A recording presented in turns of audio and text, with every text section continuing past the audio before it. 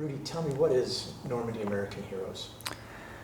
Well, Normandy American Heroes is a company which organizes private and customized tours because each person basically is unique in his desire what he wants to discover into Europe, both maybe in World War II or World War I, heritage, culture and gastronomy. So each tour basically is tailored, but we are specializing in focusing on the US Army, of course, of Bradley and Patton, the 1st and 3rd Army.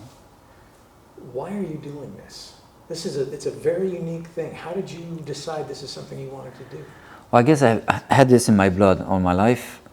Since I was very young, my dad always took me to museums, even cemeteries, etc. When I was 9 years old, with 2 of my cousins, we went all the way to Auschwitz, which I still, remember very well, clearly today. I lived in the States when I was a kid, so I know very well the American culture. Then I worked for about 15 years with an oil company called Halliburton. And when I came back to France, I didn't really have an idea what I was going to do. And when I met my future wife in Normandy, I was introduced to the superintendent of the Normandy American Cemetery at Omaha Beach. We had a good feeling together, and basically I just asked him, are you going to be recruiting anyone for this year? And he said, give me a call. And that's how I started. And when I was trained at the American Cemetery at Omaha, I just very slowly but surely understood, okay, this is exactly what I was looking for all my life. I don't like the term work, but it's true that at the American Cemetery, I'm 53 years old this year, so I'm getting old. But the best place I ever worked in my life was the American Cemetery. So I have a special bondage there. All these men are like my comrades, I can't explain it. But then I had the opportunity to work also at Utah Beach Museum. Then some tour groups like Rick Steves, for example, were asking me, will I be interested to be a guide in a bus? So I started like this.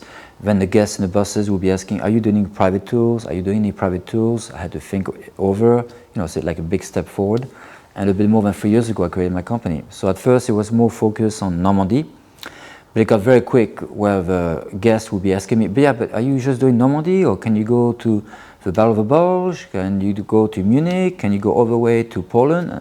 Yes, of course. Everything is possible, You know what it is like in the American spirit, you like to take on challenges.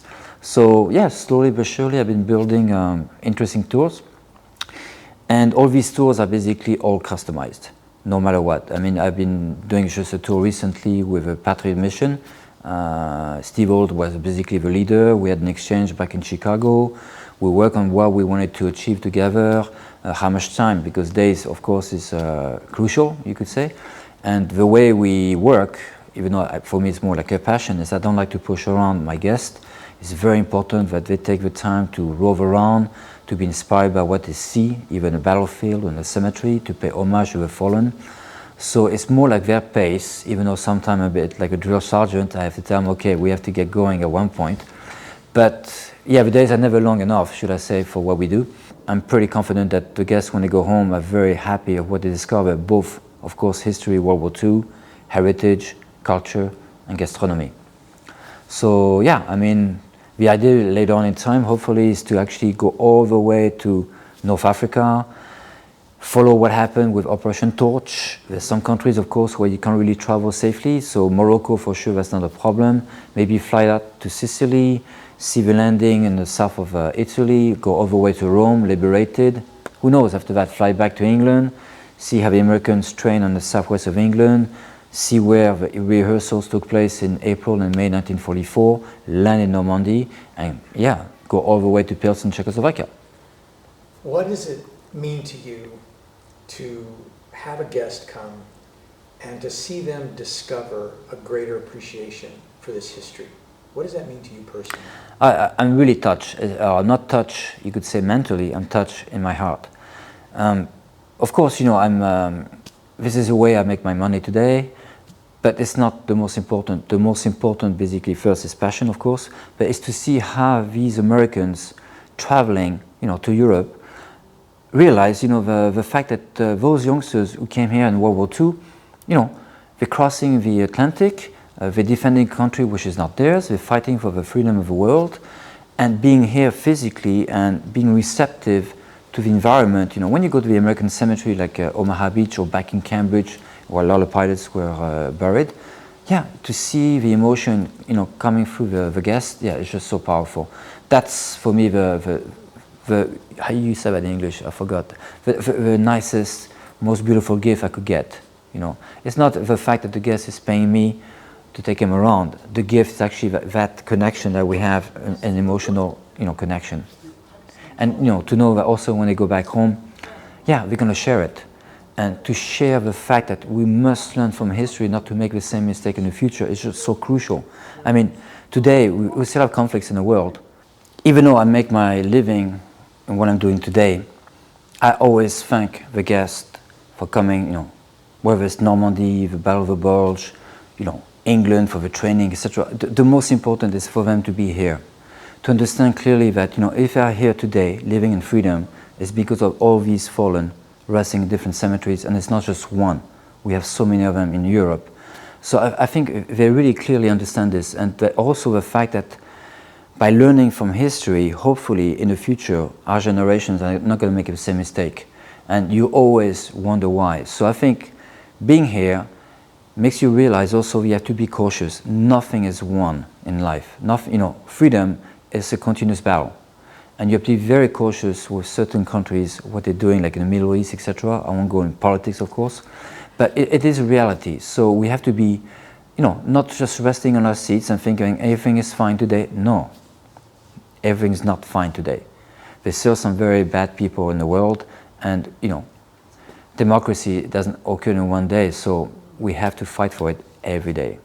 What makes Normandy American Heroes unique and different from all the other tour groups? I would say the first answer would be, what I'm doing today is not business, it's passion. Of course, I'm very happy, you know, to make a living on it, but the first crucial answer would be passion. The second would be that I lived a long time in the States. I worked for many, many years in an American company and know very well American culture. The third reason I would say is that I travel all of my life and a lot in Europe. I know very well Europe thanks to my dad and his passion. I mean, even in the States, I mean, a lot of Americans never been to Wounded Knee, for example, right? I've been there. So when I tell Americans I've been there, it's like, wow. Or that I've done more than 25 states. Most Americans travel maybe 3, 4, 5 states, you know.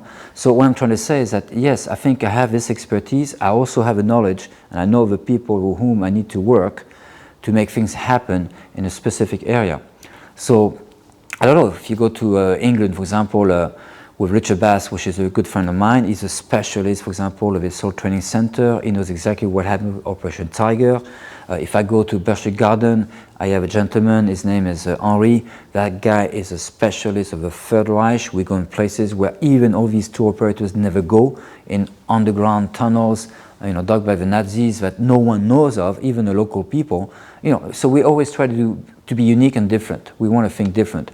It's like, you know, I give always the example.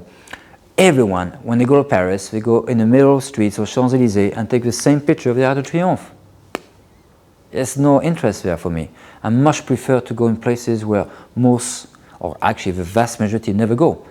We had the experience with Patriot Mission where we went, for example, to Mortain. No one goes there. When we did the closing of the gap of Chambois-Falaise with Stéphane, the curator of the Museum Montormel, most guests in the bus were not even aware of that battle. So yeah, we want to be different, and we are different actually. But again, like I said, I think the first reason is pure passion. Yeah, pure passion. That would be the right answer.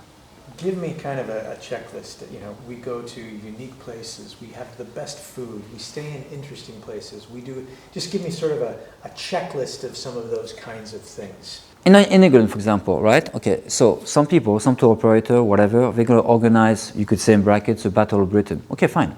But I go in places where it doesn't even come to their mind to go to Bath, to go to Stonehenge, to go to Highclere Castle. So when you talk about Highclere Castle, you know, everyone focuses on Downton Abbey. Yeah, fine.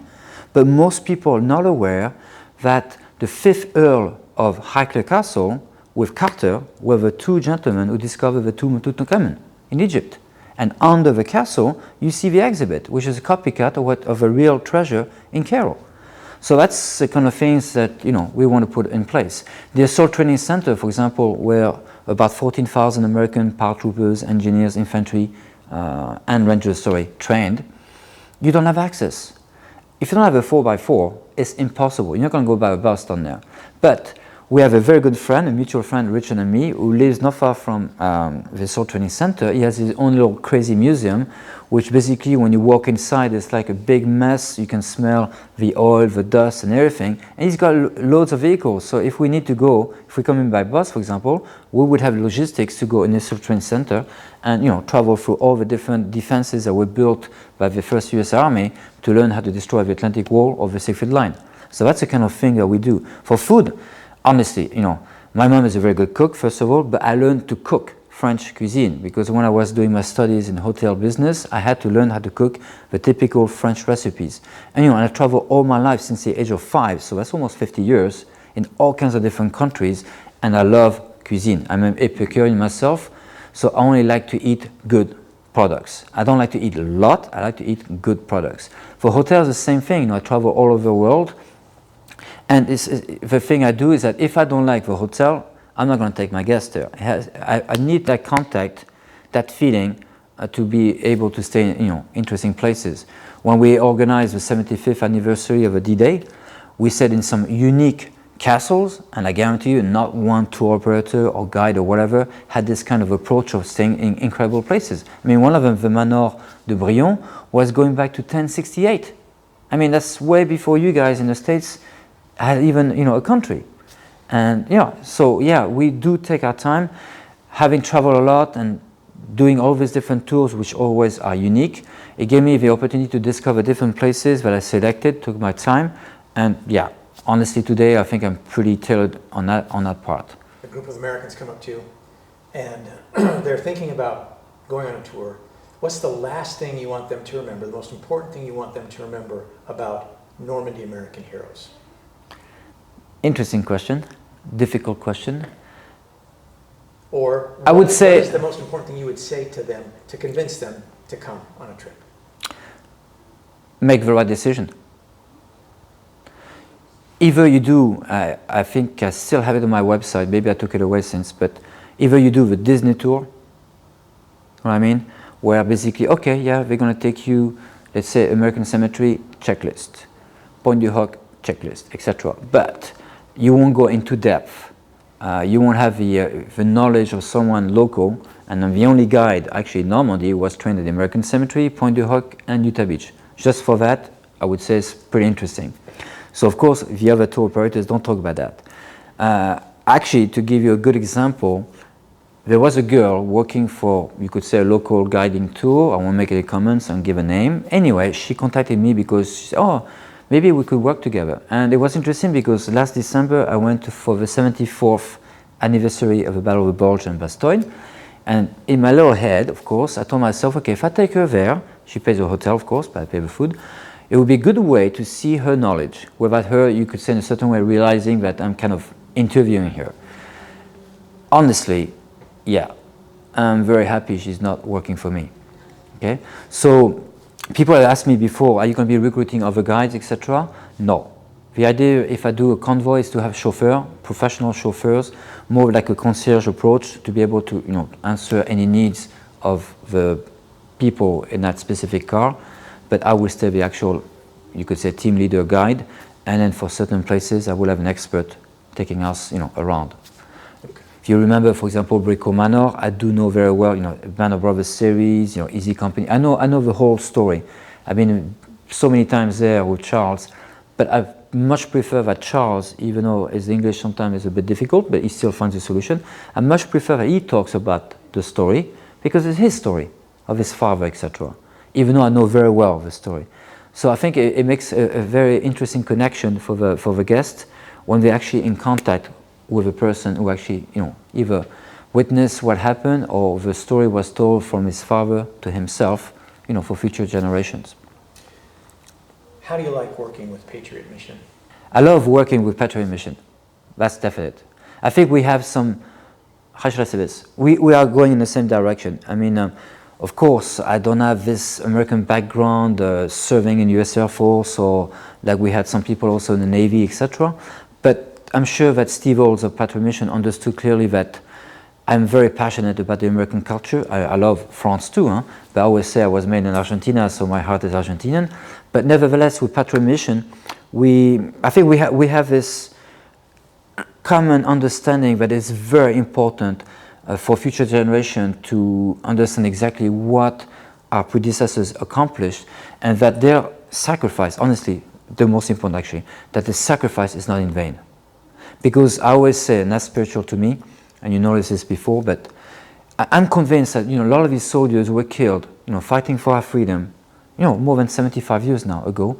Some of them are probably turning in their graves, really wondering, was it really worth it to sacrifice my life with what's going on in the world today? Like, why did I do that?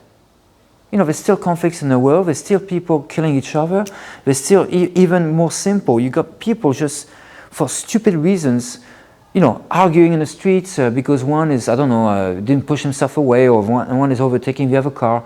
Why can't people live in peace? That's what they fought for, And we have to be cautious, don't forget, it's like going for, in politics a little bit, about voting. I'm not going to go about, the United States, I'm not going to talk about England, but as you're well aware, it was a near-miss and center country like Austria, like the Netherlands, like France, where we had an extreme right president, So, yeah, all these things are so crucial, for our future. Because if we're not cautious, those extremists one day will take power. They will. The idea of this is when the guests are leaving, going back to the United States, and I guarantee you, for the moment I touch, like we say in France, touch wood, none of them were ever disappointed. But for me, the end result is that I know when they go back home that what happened in the past is something well anchored for them. They understand, okay, we live in the present. United States is a democracy, like in France, but we have to think of the future, and to be able to think of the future, we must not forget what happened in the past.